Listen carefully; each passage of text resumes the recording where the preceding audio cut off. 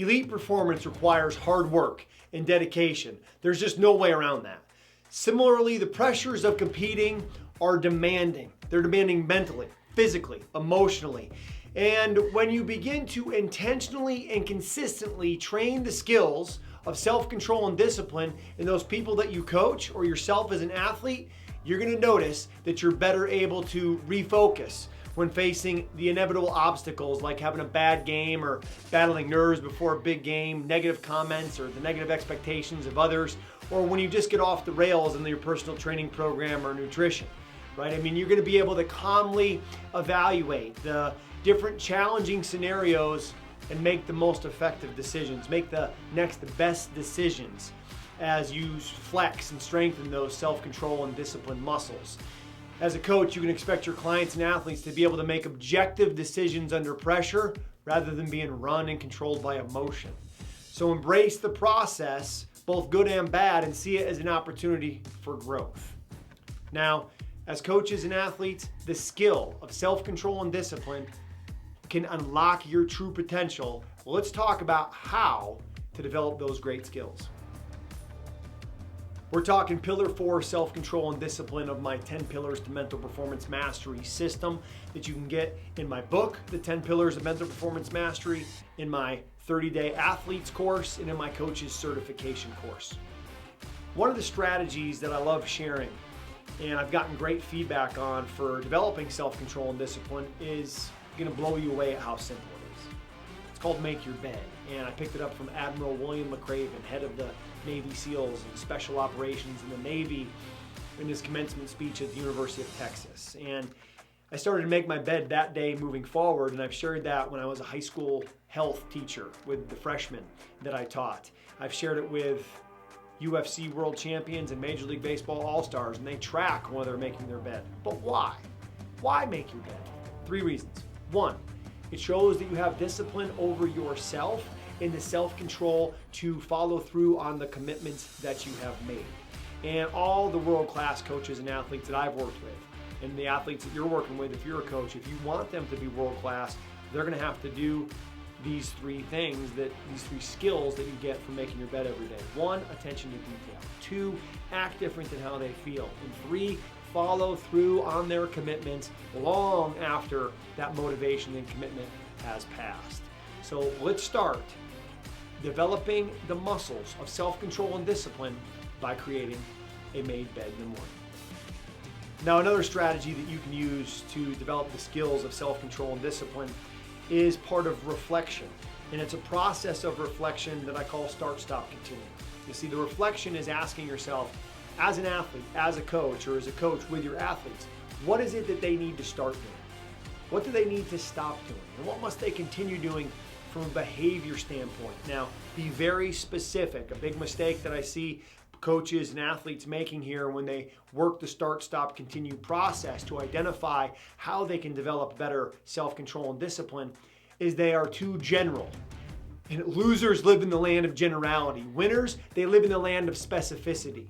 Don't be a wandering generality, be a meaningful specific. So when you do your start, stop, continue, be specific with the behaviors you have to start, you have to stop, and you want to continue to close the gap from where you are to where you want to be.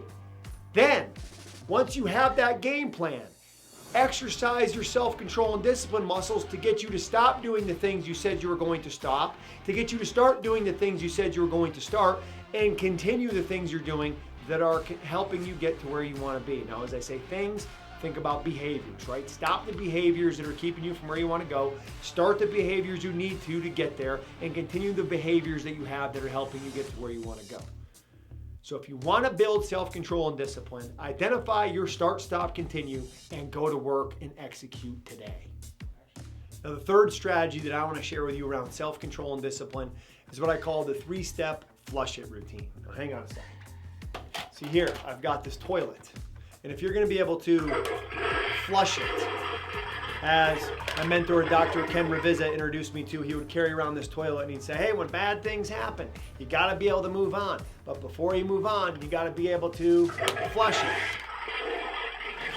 And If you're gonna flush it, how do you do it? It requires 3 steps. Step 1, have a physical action that you associate with flushing it. So for example, let's say you coach quarterbacks or you're a quarterback in football.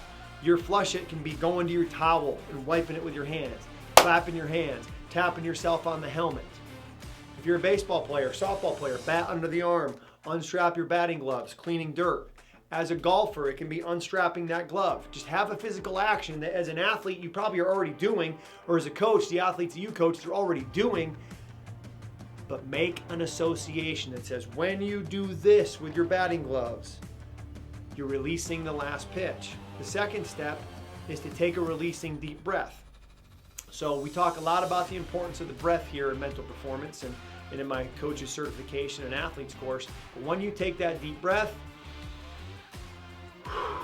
think about blowing away that last shot, blowing away that last pitch, blowing away that last play, that last rep that you missed, whatever it is in your context or your sport. The third step is have a verbal trigger. And that verbal trigger can be saying to yourself, next play. Saying to yourself, good. Saying to yourself, so what? Having something that you say to yourself that's predetermined gives you something to go to help you to flush it. So your 3 steps to flush it: physical action with association, deep breath to blow it away, third step, verbal trigger to recommit you back to that present moment. That's your 3-step release routine. And when you practice that and you build that into what you're doing every day, it'll be there under pressure. Remember, we don't rise to the occasion, we sink to our training.